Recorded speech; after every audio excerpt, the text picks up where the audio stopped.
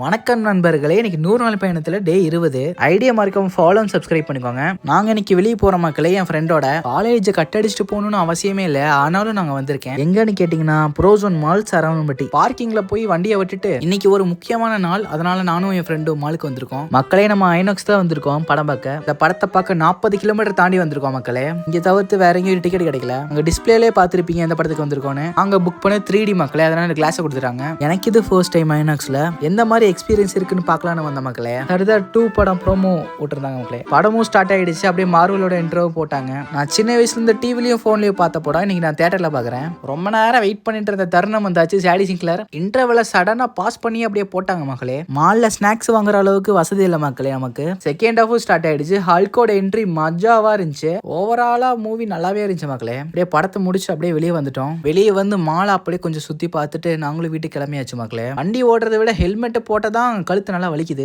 அப்படியே நாங்க டீ குடிச்சிட்டு வீட்டுக்கு போயிட்டோம் மக்களே. இதோட நான் இன்னொரு வீடியோ முடிக்கிறேன். Keep supporting. நாளைக்கு பார்க்கலாம்.